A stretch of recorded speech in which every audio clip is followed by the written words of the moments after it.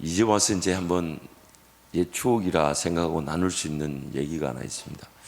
2013년에 당시 이제 저희 영환 담임 목사님께서 미국에 있는 저에게 아마 생각해 보니까 저를 한번 이렇게 테스트를 해보시려고 여러분 담임 목사가 웃을 때는 좀 웃어주시고 이렇게 테스트를 해보시려고 중등부 여름 수련회, 대학부 여름 수련회 저를 이제 초청을 하셨어요. 그래서 이제 그때 먼저 대학부 여름 수련회를 먼저 갔던 것 같습니다. 부산 송정 해수욕장에서 이제 그때는 참 대학부 수련회 분위기가 너무 좋았어요. 아무래도 대학생들이니까 은혜 받고자 하는 자세도 있고, 그리고 이제 중간에 이제 그 끝나는 날이 이제 중등부 수련회가 이제 여름 수련회 시작되는 날이었어요. 그래서 이제 그 공주 평화의 동산 기도원에서 여름 수련회 중인데 이제 유성에서 이제 저를 잠깐 이제 만나지 못했으니까 이제 만나려고 만났을 때, 그때 장로님 두 분 나오셔서 횟집에서, 생각해보니까 우리 목사님 회도 못 드시면서 저 때문에 횟집에서 만나자 하신 것 같아요. 그래서 보니까 장로님 두 분도 이미 목사님 의중을 아시고 저를 이렇게 위아래로 이렇게 보시면서 제 생각, 이분들이 왜 이렇게 사람을 이렇게, 물론 이제 뭐 그 시선 자체가 불편하지는 않았습니다. 이렇게 뵙고 중등부 예배를 이제 수련회 갔어요. 제가 놀랐던 것은 그때 중등부 수련회 약 한 300명 정도 왔던 것 같아요. 그러니까 야, 지금도 이렇게 모이는 데가 있구나. 그게 참 귀하고 감사했고, 그 평화의 동산 그 대예배실이 작은 예배실이 아니에요. 꽉 찼어요. 그래서 제가 이제 첫날이니까 이제 가서 보니까 역시 중학생은 중학생이었어요. 왜 북한군들이 쳐들어오지 못한다는 얘기를 하는지 어쨌든 이제 중학생들인데 이제 보니까 뭐 선생님들이 거의 붙들고 계신 분위기지 이게 뭐 은혜 받을 분위기는 아니었어요. 그래서 제가 이제 부탁을 해서 무선 마이크 이 귀에다가 이렇게 이만큼 다는 거 무선 마이크를 준비해서 이제 설교를 하려고 이제 뒤에 서 있는데, 찬양을 하는 그때 그 모습이 참 그래도 감사한 건 수련회라도 와 준 것만 해도 감사했죠. 근데 뭐 이거는 정말 뭐라고 표현할까, 영적인 대공격이었습니다.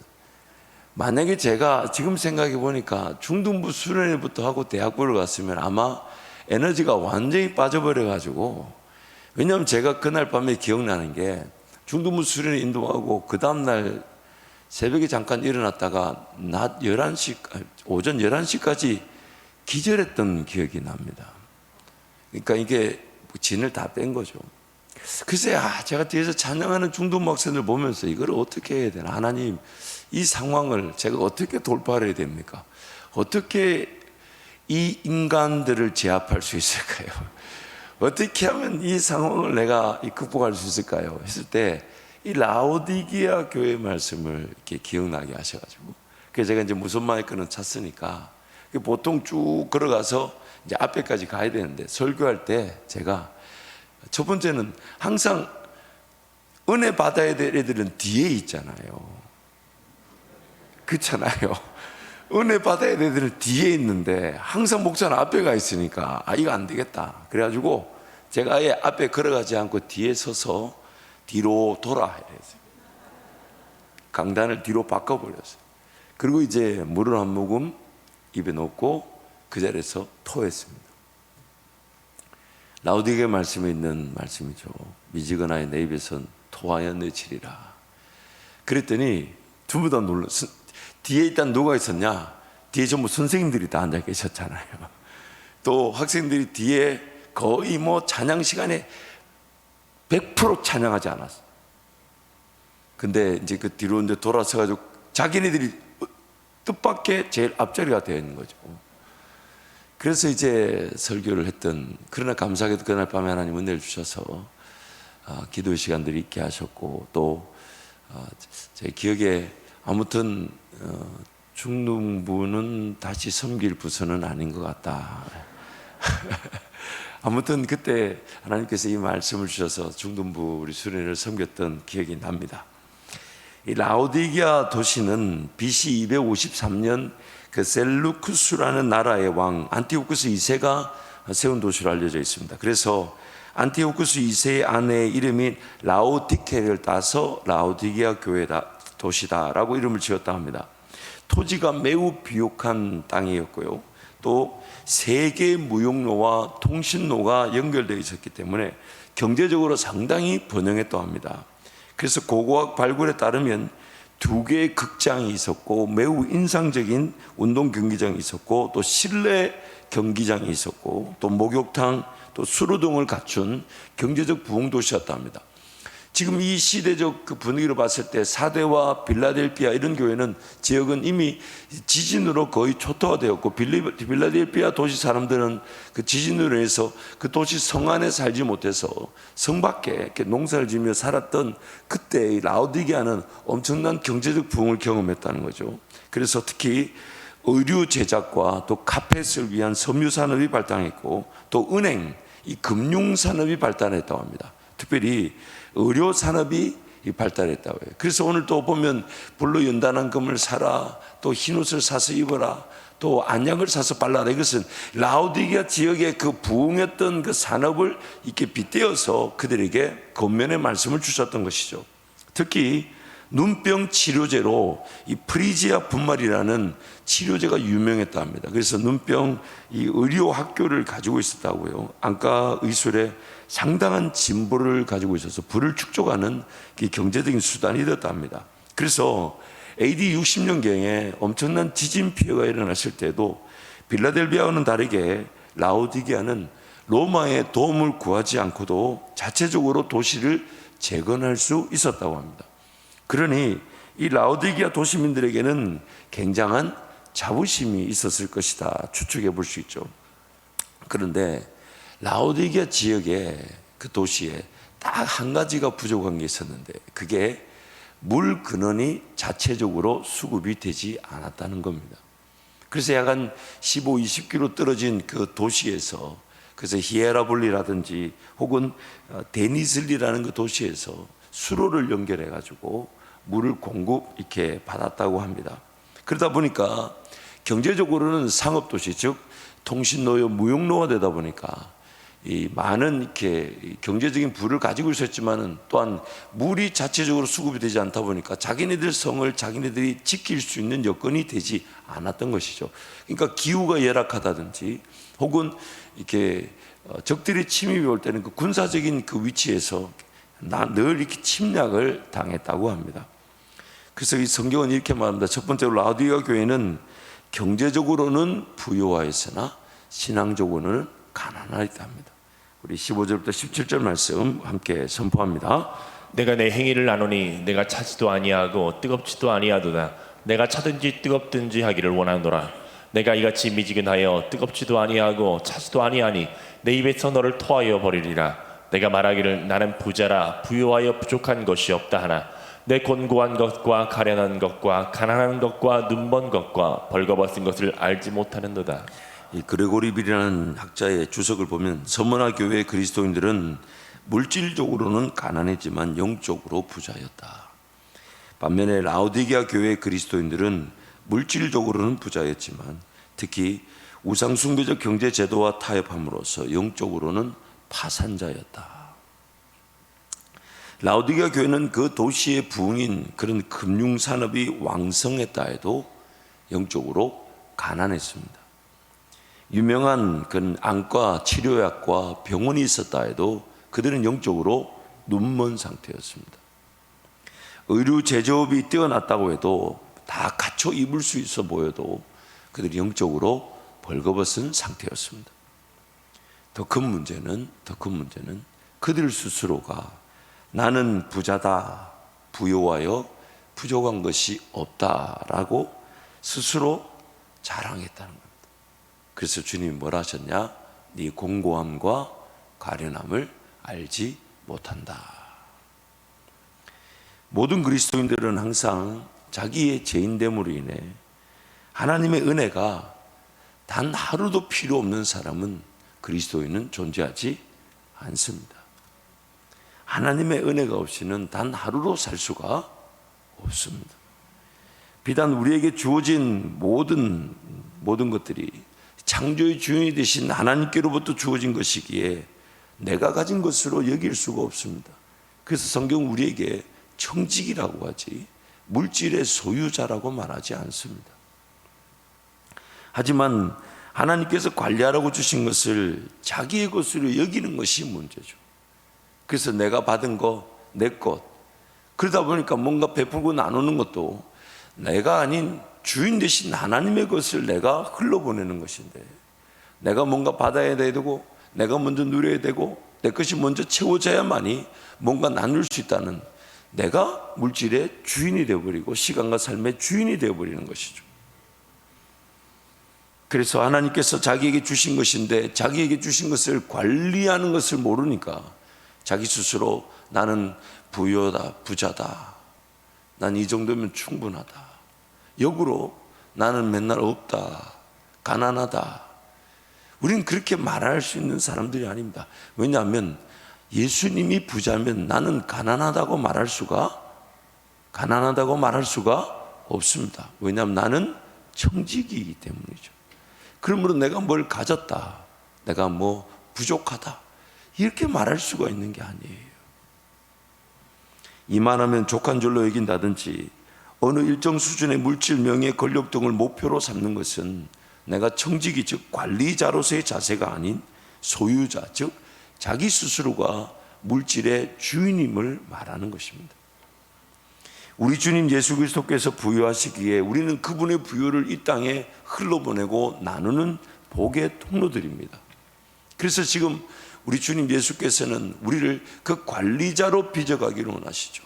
물질을 잘 관리하고 시간을 잘, 그릇을 디모데후서 말씀에 뭐라고 비유하셨냐? 큰 집에는 온갖 그릇들이 있지만 그 중에서 그 쓰임받는 그릇은 딱 한 가지 기준이죠.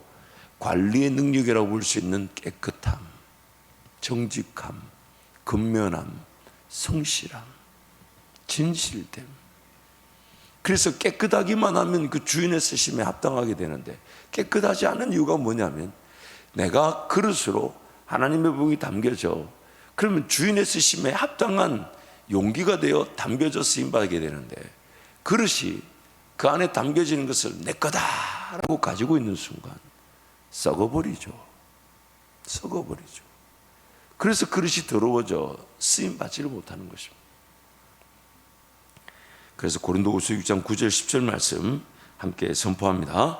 무명한 자 같으나 유명한 자요, 죽은 자 같으나 보라 우리가 살아있고 징계를 받는 자 같으나 죽임을 당하지 아니하고, 근심하는 자 같으나 항상 기뻐하고, 가난한 자 같으나 많은 사람을 부유하게 하고, 아무것도 없는 자 같으나 모든 것을 가진 자로다. 가난한 자 같으나 많은 사람을 부유하게 하고, 아무것도 없는 자 같으나 모든 것을 가진 것은 내가 얼마를 가졌다 혹은 내가 없다, 이 기준이 아니라 나에게 모든 것을 공급하여 주시는 예수 그리스도 그분께 내가 얼마나 연결되어져 있는가 하는 것입니다. 무엇보다도 내가 청직이라면 내 통장 안에 돈이 많아야 될까요? 주님 통장 안에 돈이 많아야 될까요? 이 표현이 조금 묶이지만 강조점이 무엇인지 알겠죠, 여러분? 나는 깨끗해야 된다는 겁니다. 그리고 여러분 한번 현실적으로 이렇게 한번 우리한테 한번 잘 적용해 볼게요. 주님이 일하신다 할 때 돈을 먼저 주고 일하신 적이 있었나요? 아니면 없는데 일하자 하시던가요? 아니, 여러분 제가 불편한 얘기를 합니까? 진리입니다. 진리. 믿음의 역사입니다. 주님이 나를 사용하신다 할 때 나에게 먼저 돈을 넉넉히 주고 자 이거 하자라고 하셨던 적이 있었나요? 있었어요? 그래서 쓰임받지 못했던 겁니다. 내 거 해결되고 내 거 채워지고 내 거 주어지고 내 자식 돌보고 저 일을 하려면 이 정도 돈이 있어야 되고, 그래서 쓰임받지 못했던 거예요. 오히려 주님 물으시죠. 너는 비워라. 너는 비워라. 너는 비워라. 너는 비워라. 너는 죽어라. 너는 부인해라. 너는 포기해라. 너는 희생해라. 그렇게 얘기하시지. 자, 100억. 자, 이제 교회 100억 지어라. 너무 안타까운 게 100억 주면요, 100억짜리 지을 때쯤은 90억밖에 없어요. 아니, 80억밖에 없어요. 대답 안 하면 자꾸 내려갑니다. 우리가 그렇게 실력이 없는 자들이에요. 나부터 비워지듯 나부터 정리가 되지 않으면 하나님의 은혜를 고스란히 전달할 만한 능력이 없습니다. 그래서 항상 하나님 우리에게 물으시죠. 너 정말 나를 믿느냐? 그 돈 믿을 기회로 나에게 은혜를 베푸시는 거지. 내가 물질이 넉넉하다고 해서 그 은혜를 은혜답게 감사할 줄 알고 쓰임받는 게 아니더라는 거죠. 그래서 두 번째, 자칭 부자였던 라디아 교회는 영적으로 미지근한 상태였습니다. 오늘 15절 16절 한 번 더 읽습니다. 내가 내 행위를 나누니 내가 차지도 아니하고 뜨겁지도 아니하도다.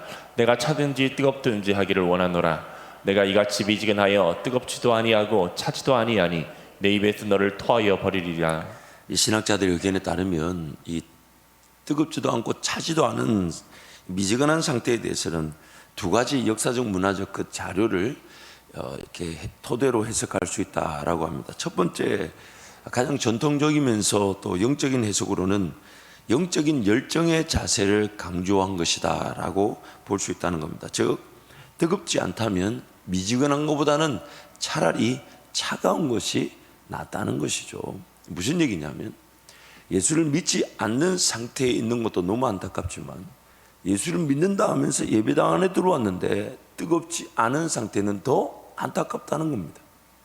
실질적으로 누가 더 은혜를 쉽게 받냐면, 예배당 안에 이미 들어와 있지만 뜨겁지도 차갑지도 않은 열정이 식어진 성도는 자기가 뭔가 하고 있다고 여기기 때문에 뭔가 예수를 막 믿고 거듭나서 그 구원의 감격의 기쁨을 누린 사람보다는 열정이 식어져 있는 경우가 있습니다.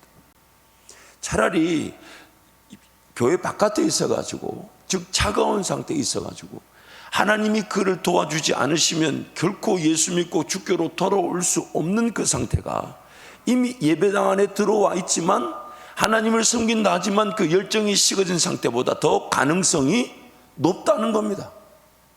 너무 안타까운 얘기죠. 그러니까 주님이 뭐라고 얘기하셨냐? 먼저 된 자가 나중되고 나중된 자가 먼저 된답니다.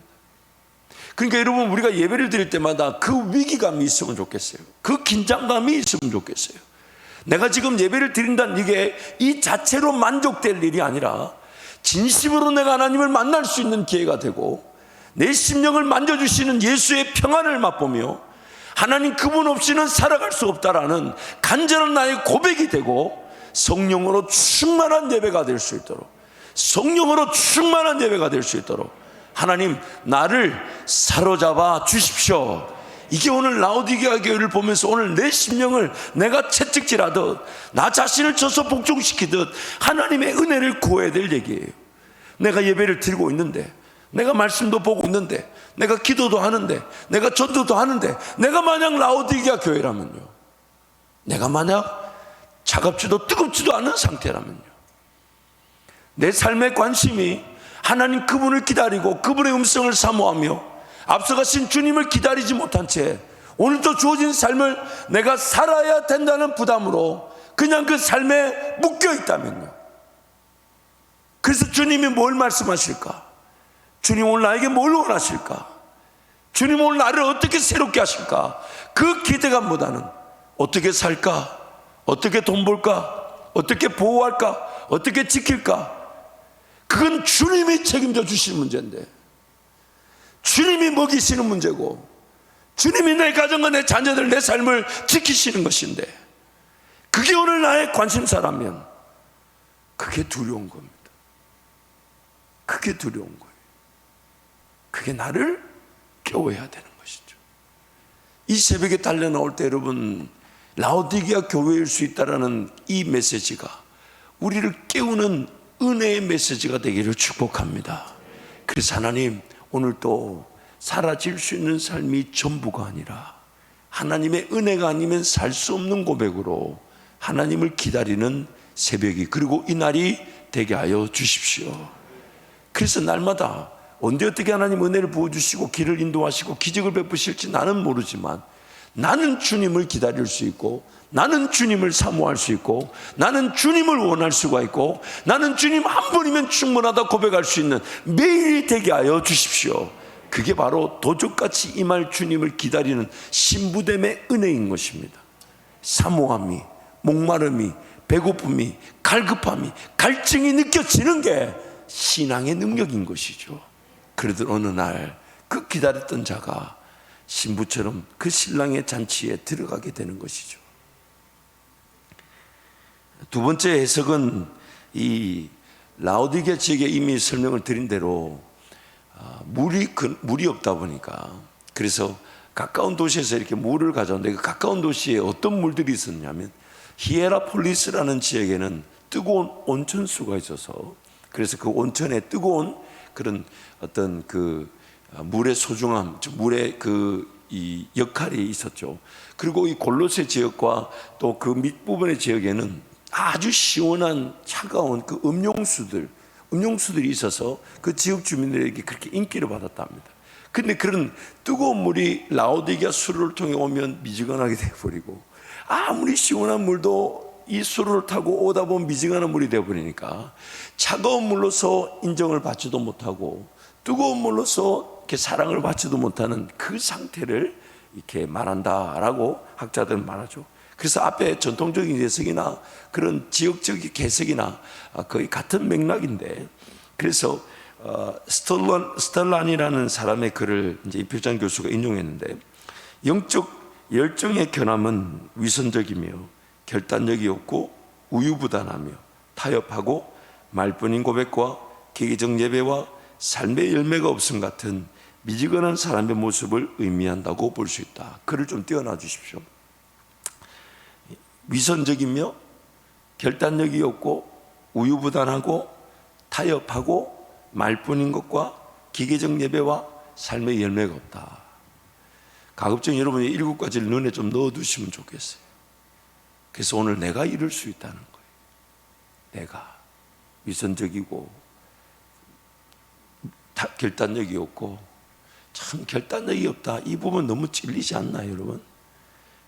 이걸 다른 말로 여러분이 쓰시는 말이 있잖아요. 결정장애가 있다, 또 우유부단하다, 타협한다, 말뿐이다, 기계적인 예배, 그리고 삶의 열매가 없다. 여러분, 신앙생활이요, 열매가 없으면 그것만큼 재미없는 일이 없어요. 그것만큼. 성경이 안 읽어져요. 기도가 안 돼요. 왜요? 뭐 열매 맛을 봐야 되지. 농사만 짓고 땅만 갈고 그래가지고 가지치기 하고, 근데 열매가 안 나타나 보세요. 그 농사 지을 맛이 나겠습니까? 그 나무 뿌리 뽑아버리고 치워버리지. 죄송합니다, 치운다는 말. 그러니까 여러분, 이 라오디게아 교회의 상태를 오늘 우리의 상태로 비추어 볼 줄 알아야 돼요. 미지근한 상태의 라오디게아 교회는 하나님 중심의 삶, 하나님 중심의 예배자의 삶이라기보다는 세상을 살아가면서 또한 하나님을 섬겨야 한다는 그 부담감을 가진 신앙인을 우리에게 지금 경종을 울려주고 있는 것입니다. 자신들이 누리게 된 세상적 가치로 인해 자신들의 상태를 전혀 살피지 못한 채 나는 부자다, 나는 괜찮다, 이만하면 살만하다 라고 여기는 그 신앙인의 위기를 우리에게 소개하는 겁니다. 그래서 곤고하고 가련한 상태에 있는 것입니다. 하나님의 은혜의 결과, 즉 열매가 아닌 물질이 그리스도인들에게, 교회에게 주어질 수 있다. 하나님의 은혜로서 주어진 물질이 아닌, 하나님의 은혜가 아닌데 주어지는 물질이 우리 신앙의 장애물이 될 수 있다는 겁니다. 아무리 많은 물질을 가지고 있다 해도 하나님께로부터 쓰임받지 못하면 그 가진 물질은 오히려 자기 자신을 괴롭힐 뿐입니다. 라오디게아 교회는 모든 것을 다 가진 듯 보였지만 한 가지가 부족했다 그러죠. 라오디게아 도시가 한 가지가 부족했는데 그게 바로 삶의 근원이 되고 생명의 근원이 되는 물이 없었다는 것입니다. 모든 것을 다 가졌다 해도 생명의 근원이 되신 예수님이 없다면 생수의 근원이 되시는 예수님이 없다면 그가 가진 것은 다른 침략자들의 미끼밖에 되지 않습니다. 예레미야 2장 13절 말씀 함께 선포합니다. 내 백성이 두 가지 악을 행하였나니 곧 그들이 생수의 근원되는 나를 버린 것과 스스로 웅덩이를 판 것인데 그것은 그물을 가두지 못할 터진 웅덩이들이니라. 예수님 그렇게 비교하셨죠. 더러운 귀신이 그 사람에게서 나갔을 때에 다른 데 머물려고 이렇게 쭉 돌아다니는데 머물 곳이 없어. 근데 머물려고 돌아다녔던 그 후보지들에 대해서 이렇게 합니다. 물이 없는 곳으로 가려고 했다. 광야 같은 우리 인생을 비유하는 거죠. 떨기나무 같은 그런 뭔가 심겨져서 열매를 거둘 수 없는 땅의 형편을 물이 없는 땅, 이렇게 성경이 표현하고 있는 것입니다. 그러므로 오늘 우리의 그런 예레미야 말씀처럼 문제는 뭐냐면 생수의 근원 되신 예수께 뿌리를 내려야 되는데 그게 뿌리를 내리지 않고 자꾸만 우리가 웅덩이를 파려고 하다 보니 그러다 보니까 도시는 이루었는데 물이 없어요. 그래서 그 먼 거리에 물을 땡겨오지만 그래서 경제적으로 부유하지만 물이 없다 보니까 뭔가 적이 쳐들어오면 자체적으로 성을 쌓고 그 안에서 자체적인 어떤 삶의 공급이 수급이 일어나야 되는데 잘 살면 뭐합니까? 적군이 쳐들어와서 싹 뺏어가면 다 뺏겨버려요. 왜요? 자기네들 성이 자체적으로 물 공급이 없으니까 외부에서는 물만 차단해버려도 항복하고 나와야 될 판입니다. 그러니까 물이 없이 잘 된다. 즉 예수 그리스도가 없는데 모든 걸 다 가졌다 해도 그 인생만큼 안타까운 인생이 없다는 것이죠. 그럼에도 불구하고 세 번째, 예수님께서 교회를 사랑하시기에 책망하시면서 또한 회복의 기회를 주십니다. 18절부터 20절 말씀 함께 선포합니다. 내가 너를 권하노니 내게서 불로 연단한 금을 사서 부유하게 하고 흰옷을 사서 입어 벌거벗은 수치를 보이지 않게 하고 안약을 사서 눈에 발라보게 하라. 물은 내가 사랑하는 자를 책망하여 징계하노니 그러므로 내가 열심을 내라 회개하라. 볼지어다 내가 문 밖에 서서 두드리노니 누구든지 내 음성을 듣고 문을 열면 내가 그에게로 들어가 그와 더불어 먹고 그는 나와 더불어 먹으리라. 주님 분명히 말씀하시기 라우디게아 교회를 책망하고 징계하시는 것은 그 교회를 그래도 사랑하시기 때문이죠. 여러분 우리 삶에 뭔가 불편하고 어려운 문제와 아픔이 생기거든 잊지 마세요. 아, 내가 어느 정도 책망받을 만한 자리에 있는가 보다. 즉 사랑하시기에 나에게 책망하시는가 보다. 그렇게, 왜냐하면 히브리서 12장 말씀에 징계는 아무나 받는 것이 아니다. 그가 하나님의 아들이기에 받는 것이다. 그러므로 징계를 받을 때 낭망하지 마라. 하나님께서 받을 만하니까 그것을 통해 성장케 하신다라고 말씀하는 거예요. 특히 여러분 사람을 대할 때 보면요, 누군가 꾸지람을 할 수 있고 누군가 이렇게 야 이거 아니야 너 틀렸어라고 말할 수 있는 것도 또 관계가 되고 그 받을 만한 사람이 수준이 돼야 하는 거죠. 어리고 연약해 보세요. 꾸지람도 못해요. 왜요? 삐껴버려. 토라져 버립니다. 말 한마디를 못해요. 뭐 말 조금만 마음 상했대. 혼자 마음 상했다. 그러니까 이게 하나님도 마찬가지죠. 내가 그 정도 연약한 사람이면 말 안 하십니다. 그냥 가만두시지. 어떻게 하겠어? 야 이거 너 틀렸어. 지금 주님은 말씀을 통해 찌르시고 쪼개서 싸매어 주시고 고쳐주기를 원하시는데 찌를 수가 없어요. 왜? 뭐 이러면 내 교회 안 가. 그 어린 상태에 있다는 거죠. 그러니까 뭔가 징계가 있고 책망이 있고 편하게 말을 할 수 있는 것은 주님이 그래도 나를 사랑하셔서 최선으로 나를 응대해 주시는 것이니까. 그리고 그것이 궁극적으로 내 폐부를 드러나는 찌르시고 고치시기 위해 치시는 거잖아요. 그런데 그걸 못 받을 만한 수준에 있는 사람들이 있을 수 있다는 겁니다. 영적인 어떤 수준이 그럴 수 있다는 거죠. 라우디게아 교회가 위치한 도시의 경제적 부를 이룬 요소들을 재활용하시듯 그렇게 라우디게아 교회에게 그들이 알만한 재료들로 이렇게 설명하시는데 그게 불로 연단한 금과 금융산업이죠. 또 흰옷을 사서 입어라. 의류 제조업이죠. 또 안약을 사서 발라라. 그러니까 눈약이 유명했던 그 자기네들 그걸 그대로 하나님이 이용하신 겁니다. 그래서 불로 연단한 금을 사라는 것은 진정한 금, 진정한 화폐, 진정한 물질의 가치는 단련됨에 있다는 겁니다. 훈련받는 것에 있다는 겁니다. 빚어지는 게 있다는 것입니다. 그래서 욥기 23장 13, 10절 말씀에 뭐라고 얘기합니까? 나의 가는 길 오직 하나님만이 아시나니 그가 나를 단련하신 후에는 내가 순금. 그 순금이라는 것은 어느 과정을 거쳐야 된다는 겁니까? 그냥 일확천금을 노리는 게 아니라는 거예요. 물질 그 자체를 추구하는 게 아니라는 거예요. 내 인생이 단련되는 것이 우선이라는 거예요. 내 인생이 훈련받는 게 우선이라는 거예요. 내 인생이 정제되는 게 우선이라는 거예요. 그 환란이라는 연단의 풀무불을 지날 때에 내가 순금되어 쓰임받게 된다는 것입니다. 그러므로 그냥 물질이 아니라 연단받는 인생이 되라는 것입니다. 또한 흰옷을 사서 입으라는 것은 세상으로부터 더럽혀지지 않는 예수님의 신부로서의 삶, 예수 그리스도의 거룩한 신부로서의 삶을 옷 입으라는 것입니다. 그래서 세상과 더럽혀지지 말라는 것입니다. 안약을 사서 눈에 발라 보게 하라는 것은 내가 지금 뭔가 볼 수 있는 상태가 아니라는 걸 기억하라는 거예요. 나는 지금 눈이 가려져 있다, 귀가 닫혀져 있다, 마음으로 깨달을 수 없다. 이걸 항상, 그래서 본다고 보는 게 아니다. 그래서 눈을 감고 기도할 때 믿음으로 보게 된다는 것입니다. 예수님이 세 가지 권면, 도전, 불로 연다는 검을 사라, 흰옷을 사라, 안약을 사라. 그 공통적인 부분이 사라는 겁니다. 사라는 겁니다. 사란다는 것은 방향의 전환을 뜻하는 것입니다.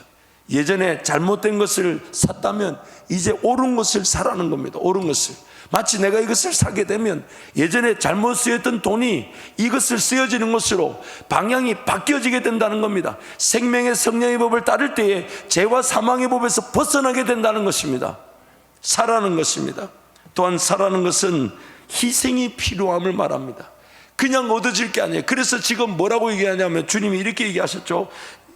열심을 내라, 회개를 해라, 사라는 겁니다. 내가 먼저 희생하라는 겁니다.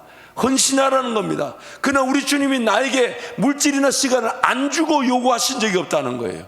이미 주셨다는 겁니다. 그러나 그게 양이 얼마가 중요한 게 아니에요. 나에게 주신 시간과 물질을 최선을 다해 구별해 드리면, 헌신하면, 희생하면 그것이 주님 최고의 헌신으로 받아주신다는 겁니다. 그래서 사르밧 가보의 가정에 가서 희생을 요구하셨잖아요. 한 움큼 밀가루하고 기름 몇 방울밖에 없는데 그거 먹고 죽으려는데 그거 내놓으라 그래요. 사라는 겁니다. 사라는 겁니다. 헌신하라는 겁니다. 여러분 벌벌 떨지 마시고 하나님께 맡겨놓으십시오. 하나님께 맡겨놓으십시오. 하나님께 맡겨놓으십시오. 양이 중요한 게 아니라 내 전부를 드리는 고백이 중요한 거예요. 그리고 하나님은 없는 것 달라 하지 않으십니다. 없는 것 달라 하지 않으세요. 마지막에 찾아가 주실 거예요. 이제 그 하나님이 안 찾아가 주시면 그 밀가루 한 움큼과 기름 몇 방울 그 섞어서 먹고 죽을 판인데 주님이 찾아가 주셔서 내 나라를 사라는 거예요. 사라는 거예요. 사라는 겁니다. 그러니까 여러분 오늘가 미리 사는 게 나을까요? 아니면 기름 몇 방울 밀가루면 요만큼 떨어질 때 주님 찾아오실 그때까지 내버려 두는 게 나을까요? 지금이죠. 지금. 그래서 하나님의 은혜를 기대한다면 사라는 겁니다. 이미 주님이 주신 시간과 물질을 구별하는 법을 배우는 시작이 되게 하신다는 거죠. 마가복음 10장 말씀에 보면 재물이 많은 큰 부자인 청년이 예수님께 찾아왔어요. 예수님, 제가 어떻게 하면 영생을 얻겠습니까? 예수님이 십계명에 나오는 말씀을 얘기하면서 그걸 다 지켜라. 그러니까 이 재물이 많은 부자 청년이 나는 그 어릴 적부터 다 지켰습니다. 그저 예수님이 그 청년에게 이렇게 얘기하죠. 마가복음 10장 21, 22절 말씀 함께 선포합니다. 예수께서 그를 보시고 사랑하사 이르시되 내게 아직도 한 가지 부족한 것이 있으니 가서 내게 있는 것을 다 팔아 가난한 자들에게 주라. 그리하면 하늘에서 보화가 내게 있으리라. 그리고 와서 나를 따르라 하시니 그 사람은 재물이 많은 거로 이 말씀으로 인하여 슬픈 기색을 띠고 근심하며 가니라. 율법을 다 지켰습니다. 하나님 말씀을 다 어릴 적부터 따르며 살았습니다. 그리고 하나님의 은혜로 어쩌면 물질이 주어진 것일 수도 있습니다. 그러나 그가 영생에 대한 확신이 없었습니다. 영생에 대한 확신이 없었어요.